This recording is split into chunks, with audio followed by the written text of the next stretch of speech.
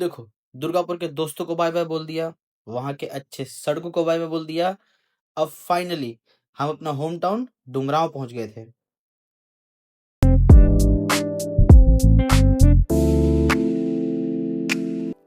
Yo, welcome to day 2 of my blog. हम सोचे नहीं थे कहीं ब्लॉगिंग करेंगे, बट तो देखो आज हम सोचे थे 2 काम करना है।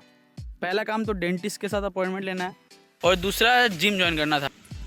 तो बताते हुआ क्या।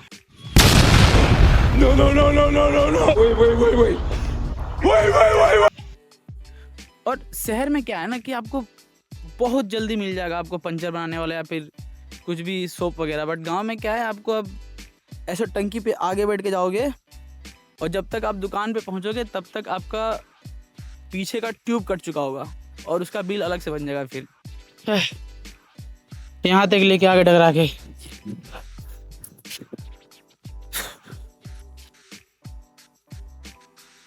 वो मार्केट गांव पार करेंगे तब मार्केट मिलेगा हमको। और एक बार आप सड़क का हालत देखिए, मतलब इस रोड का हालत देखिए। अगर यहाँ पे गाड़ी पंक्चर नहीं होगा तो क्या एयर इंडिया का फ्लाइट टेक ऑफ करेगा? हैं? मतलब ऐसा रोड होता है। आप एक बिहार का रोड देखिए और इसके आसपास के जो स्टेट्स है वहाँ का रोड देखिए।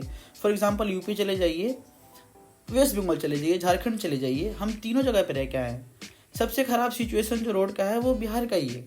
और देखिए, कहने के लिए हम भी राजनीति पर चर्चा कर सकते हैं, हम भी किसी एक पार्टी को ब्लेम कर सकते हैं कि वो काम नहीं कर रहा है, रोड नहीं डाल रहा है या फिर E20 पेट्रोल बना रहा है।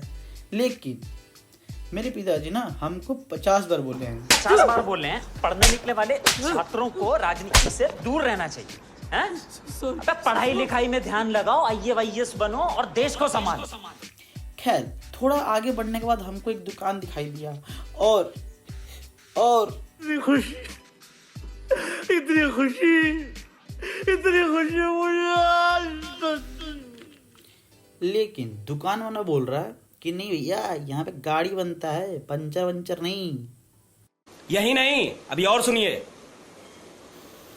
फिर क्या था, हम उसको बोले कोई बात नहीं, हम एटलीस्ट चक्का निकाल लेते हैं, फिर जाके हम पंचर बनवा के वापस आके लगवा लेंगे। वो बोला कि ठीक है। फिर क्या था, ले दन दनादन मेहनत किए और चक्का निकाल लिए। उसके बाद क्या था, बचपन की यादें हमको ताज़ा करनी थी, चक्का लिए और दंदना दिए। फिर टायर की दुकान पे पहुँचे, यहाँ बैठ के वेट कर रहे थे। तब तक हमें गन्ना का जूस दिखा, एक गन्ना का जूस साइड में लेके निपटा दिए। और जब तक आप दुकान पे पहुँचोगे तब तक आपका पीछे का ट्यूब कट चुका होगा और उसका बिल कट गया था भाई, कट गया था। तो कहानी में आगे बढ़ते हैं। फिर वहां से हम बाइक उठाएं और चल दिया अपना डेंटिस्ट के दुकान पे।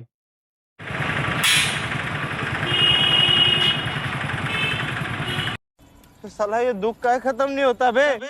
खैर, तो हम सोच रहे थे कि हमको किसी भी तरीके से आज चेकअप कराना ही है, तो हम दूसरी जगह पे गए वापस से गाड़ी लेके और इस बार हमको डेंटिस्ट मिल गया और वो रिपोर्ट काफ़ी अच्छा दिया। बोला कि आपका दांत 100% सही है, कोई प्रॉब्लम नहीं है। उसके बाद क्या था, घर आए, खाना खाए, मस्ती में आम रोटी तड़का और सो गए। गुड नाइट आप सबको।